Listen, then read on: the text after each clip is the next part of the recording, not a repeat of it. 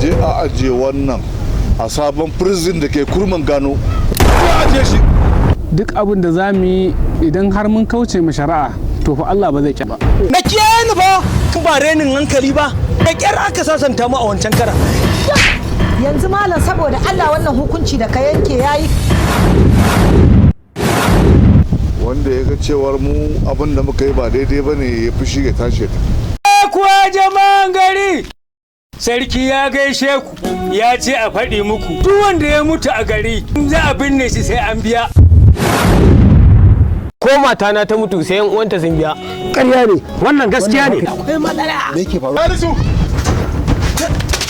Dan kashe cin malakawar Zainabu.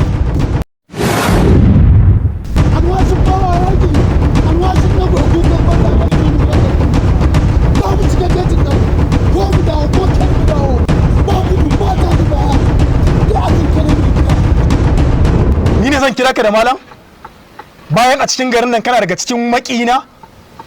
Duk abin da ya shafi yadda ya zama alkhairi a garin sai kayi kutun kun hana? Ina fa da labarin komai ya dawo kunne. Na ji dukkan abin da ya faru a wannan karkar sannan na ɗau alkawari sai na ɗaukar miki fansan abin da mai dawa ya yi miki. Bala ne ya dage sai ya kwato wa Zainabu 'yancinta. Shikenan, na gode. In har ka min haka zan ji daɗi sosai kuma zan ƙara tabbatar da kai a matsayin masoyina. Soyayya wata aba ce da ke da matuƙar tasiri. Mai dawa da bibi ne. Ko da a ce babu ko kaza a sabon gari, ko da a ce babu ko kiyashi a sabon gari, wahala na iya hukunci shi. Yaɗe ba ƙaramin laifi ne mai girma ba a musulunci. Subhana rabbuka rabbil izzati amma yasifun wa salamun alal mursalin alhamdulillahi rabbil alamin. Ba ma a musulunci ba, a gwamnatance gwamnati ta yi tanajin horo mai tsanani ga duk wanda ya kasance ya yi wa 'yar wani fyaɗe.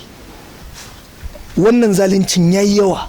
Amma fa ka sani zalunci fa baya ɗaurewa. Amma Allah ya kai mu wakila in na kashe mutanen sabon gari na tabbatar babu ko tsakiya sabon gari kila zuciya ta kashe dan goje ya kai darajar ran mutum 100 a waje Na ɗau alwashin sai na kashe mai dawa na ta gawar ta a ƙasa. kun ga ya fito ran wani shi yake